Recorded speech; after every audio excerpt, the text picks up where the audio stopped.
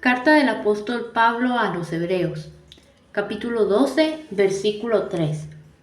Leemos con la bendición de Dios. Considerad a aquel que sufrió tal contradicción de pecadores contra sí mismo, para que vuestro ánimo no se canse hasta desmayar.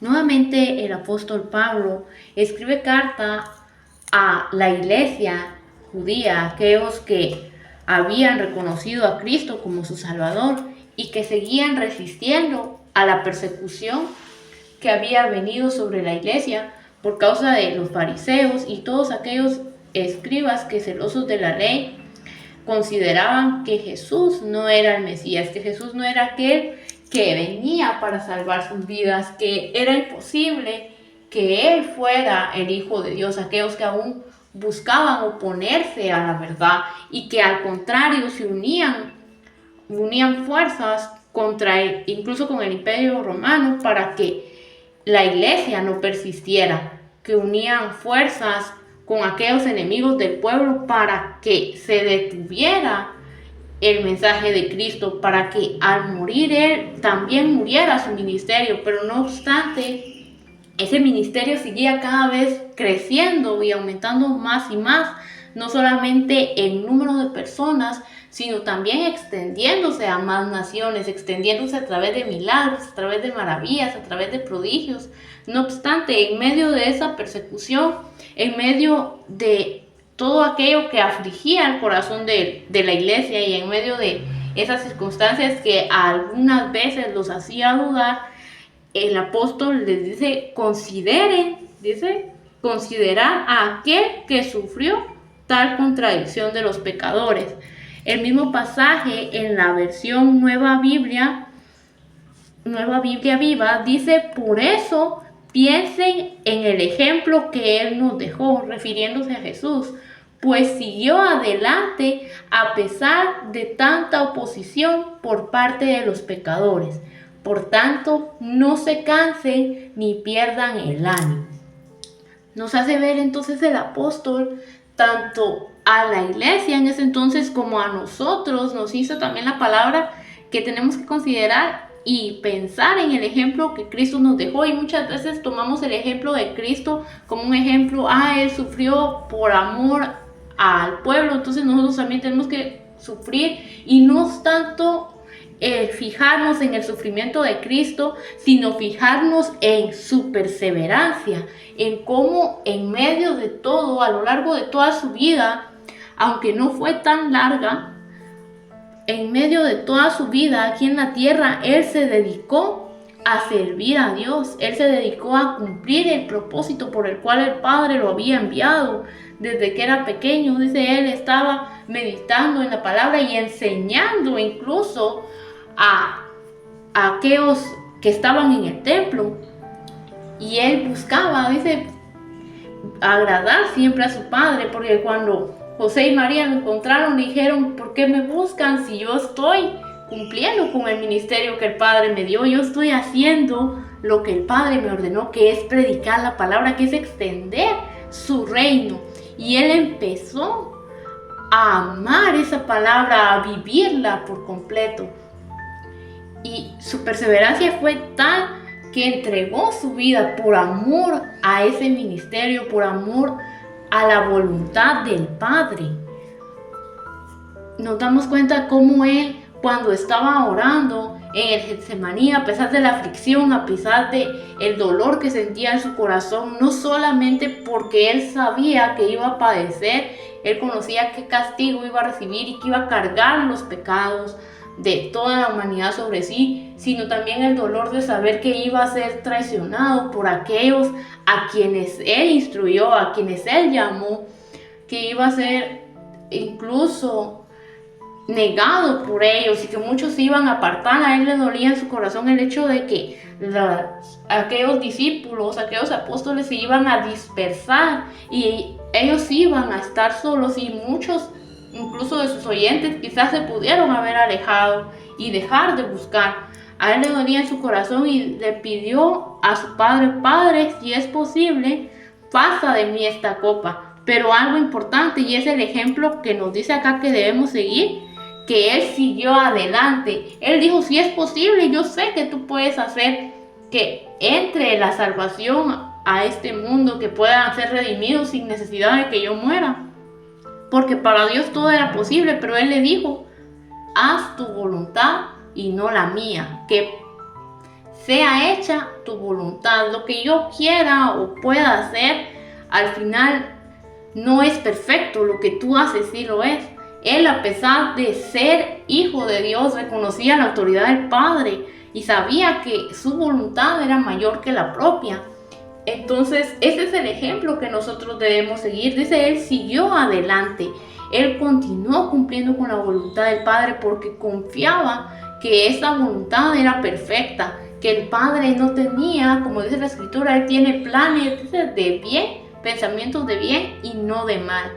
Él confiaba en esa palabra, en la palabra que su Padre le había dado, y a pesar de la oposición, porque cuántos no negaban que él era el Mesías, cuántos no hablaban en contra de él, cuántos no confabularon para apresarlo e incluso para llevarlo hasta la muerte, cuántos no se gozaron en verlo tendido sobre esa cruz, cuántos no se alegraron al saber que él había muerto, mas sin embargo, cuántos no se gozaron aún más en saber que él resucitó al tercer día.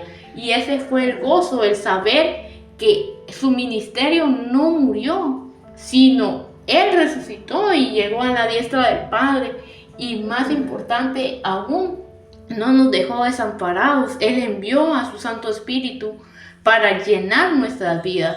Él rompió el velo que nos apartaba de la presencia de Dios, al mismo tiempo ese velo que cegaba nuestros ojos a su verdad. Cada vez que nosotros buscamos de su palabra, buscamos de su presencia, ese velo se va rompiendo y comenzamos a ya no solo ver con nuestros ojos físicos, sino a ver y a creer con el Espíritu, a creer que aquellas cosas que parecen imposibles, que aquellas cosas que nosotros no vemos, sí pueden ser posibles delante de Dios, porque Dios fue capaz de formar todo lo que hay en la tierra con su voz.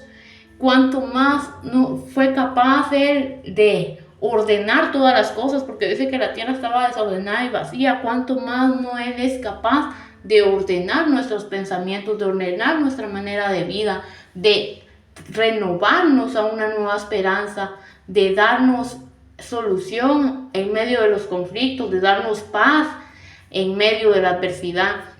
Por tanto, el apóstol exhorta a los hebreos y les dice: pongan sus ojos, ahí está el título puesto, los ojos en Jesús, pongan los ojos en Él. No se aflija el corazón de ustedes, no se aflija su espíritu.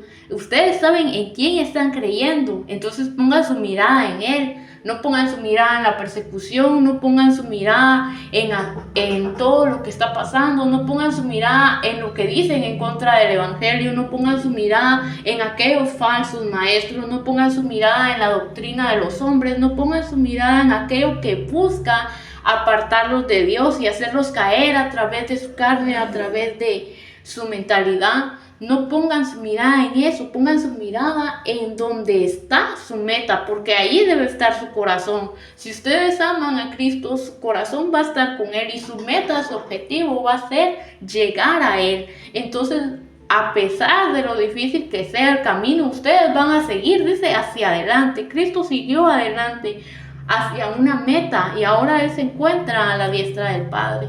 Entonces, nosotros tenemos que seguir esta carrera con una meta fija, pensando hacia dónde nosotros queremos dirigirnos, hacia dónde nosotros queremos llegar, en dónde tenemos planeado pasar nuestra eternidad. Cuando alguien está por emprender un viaje, lo primero que hace no es solamente tomar sus cosas e irse. Antes de eso, él tiene planteada la meta, tiene planteado a dónde es que va a ir, y cuando determina el lugar a donde va a viajar, entonces comienza a prepararse. Si es un lugar cálido, va a buscar ropa más fresca. Si es un lugar más frío, va a buscar ropa más más que le abrigue más, va a buscar todo aquello para poderse preparar para llegar a ese lugar. Asimismo, nosotros tenemos que pensar en dónde queremos vivir, en dónde queremos estar y en dónde vamos a pasar la eternidad.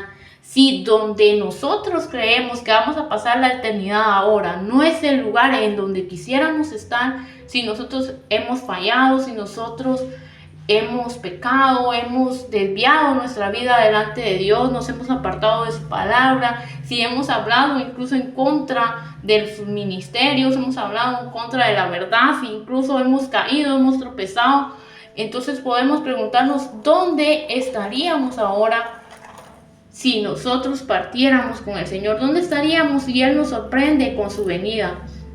Si el lugar a donde pensamos que vamos a ir no es agradable, si pensamos que vamos a ir a una condenación, entonces es momento para plantearnos si realmente queremos estar ahí o no.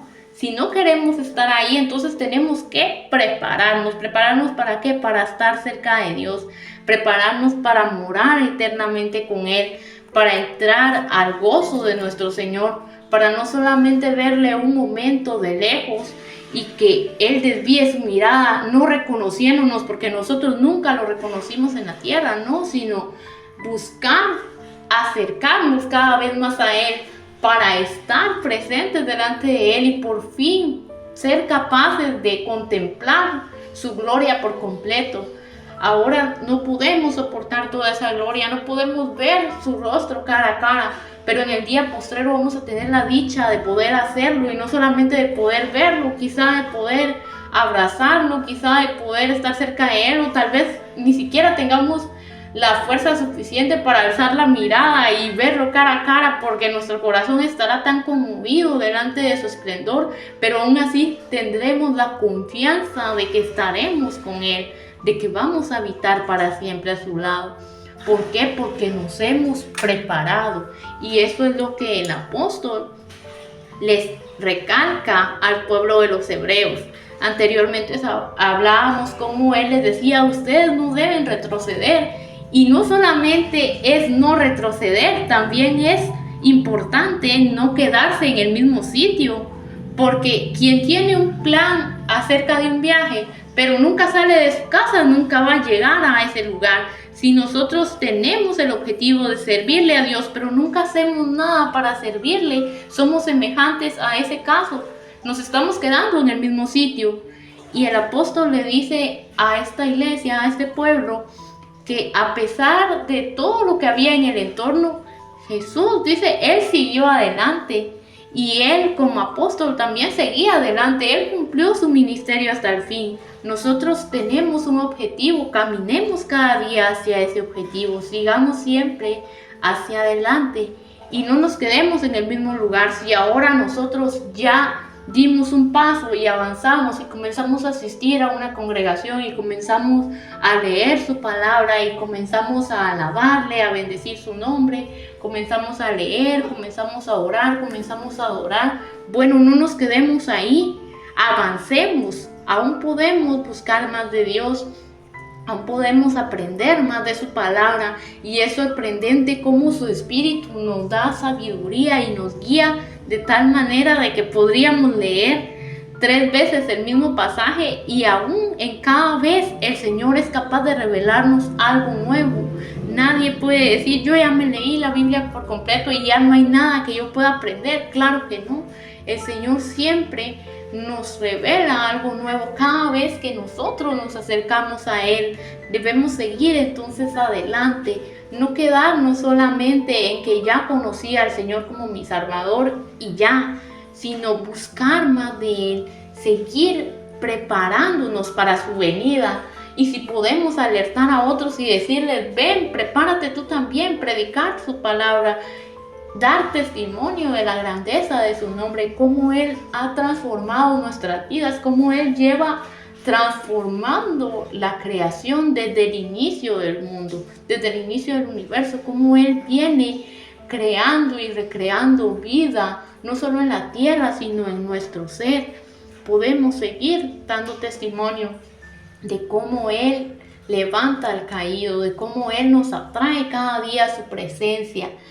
sigamos entonces en un movimiento constante. Dice la palabra en el primer pasaje de Génesis que el Espíritu de Dios se movía sobre la faz de las aguas. Su espíritu siempre está en constante movimiento, fluyendo y tiene la capacidad de llenar nuestras vidas cada vez de un renuevo. Y ese renuevo, su palabra lo dice, renuevo es algo diferente. El gozo que sentí ayer, el gozo que siento ahora, no es el mismo que voy a sentir después. Él cada día puede renovar su Santo Espíritu en nuestras vidas. Él cada día nos puede llenar más, nos puede hacer crecer en Él. Nos damos cuenta del ejemplo de Cristo, cómo Él dice crecía en estatura y crecía en gracia delante de Dios. ¿Por qué? Porque Él se acercaba cada vez más a Dios. Él se acercaba cada vez más a buscar de Dios. ¿Para qué? Para cumplir la voluntad del Padre, para poder habitar siempre delante de Él. Y entonces nosotros tenemos que tener puestos los ojos en Jesús, en aquel que pese a todo lo que había en el mundo persistió porque tenía un objetivo, tenía el objetivo de llegar a su Padre. Nosotros tenemos una vida por recorrer y no sabemos qué tan larga o tan corta será, pero lo que sí podemos saber es que a lo largo de todo Dios va a estar siempre con nosotros. Jesús prometió a sus discípulos y podemos nosotros tomar esa promesa para sí a través de su Santo Espíritu, de que Él estará con nosotros todos los días hasta el fin. ¿Por qué hasta el fin nada más? Porque después del fin nosotros decidimos dónde vamos a estar. Depende de cómo nosotros nos preparamos, depende de lo que hicimos, lo que no hicimos, lo que dejamos de hacer. Depende de todo eso, el lugar en el cual vamos a morar eternamente. Entonces, Él ha prometido estar con nosotros y ahora que está, y ahora que aún podemos encontrarle, no perdamos el tiempo y busquemos siempre de Él. Si ya nos hemos acercado, pongámonos firmes delante de Él, afirmemos nuestros caminos y sigamos avanzando en la búsqueda de su presencia. Busquemos cada día de su palabra, persistamos pese a la oposición, persistamos pese a los comentarios negativos que nos puedan hacer por causa del Evangelio. Persistamos porque el versículo siguiente nos dice, el versículo 14, porque aún no habéis resistido hasta la sangre combatiendo contra el pecado. Otra versión nos dice, porque aún ustedes no han derramado su sangre por causa del Evangelio. Y es cierto, porque en muchos países nos damos cuenta que hay persecución, que incluso muchos, como el pueblo antiguo, como la primera iglesia, son perseguidos y son muertos a causa de testificar la palabra de Dios o por causa incluso de tener tan solo un versículo bíblico. Mas sin embargo, hay otras naciones en las cuales tenemos la libertad de hablar de Dios, de llevar nuestra Biblia, de predicar su palabra, de escuchar cantos, de alabar y bendecirle. No tenemos esa persecución como estaba antes. No tenemos esa privación de esconder nuestra fe. Entonces no hay por qué ocultarla. Si nosotros no tenemos la necesidad de derramar nuestra sangre como lo hizo Jesús, nosotros no tenemos necesidad de padecer como Cristo lo hizo. Entonces pongamos nuestra mirada en Él. Si nosotros nunca podríamos sufrir como Él lo sufrió, nunca tendríamos que atravesar dificultades como Él las atravesó, entonces no se nos está exigiendo algo sobrehumano. El Señor nos está dando la oportunidad de acercarnos a Él, de servirle y de crecer en su palabra.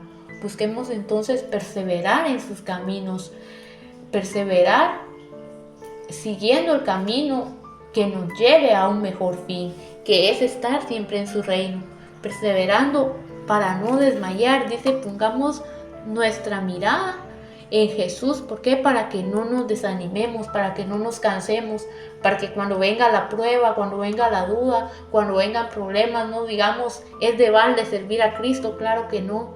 En medio del problema, en medio de la adversidad, en medio de nuestra propia debilidad, se glorifica el poder de Dios. En medio de todas esas circunstancias es cuando vemos milagros, cuando vemos prodigios, cuando vemos y reconocemos que la solución está no en nuestras propias fuerzas, sino en la fuerza y en la bondad de nuestro Dios. Cuando vemos que Él es el único que nunca nos va a dejar ni nos va a desamparar, es ahí cuando vemos esa grandeza de su poder y nos damos cuenta que verdaderamente Él nos ama con tal amor que nunca nos ha dejado solos. Entonces busquemos de su palabra y alimentémonos cada día de Dios buscándole un versículo a la vez.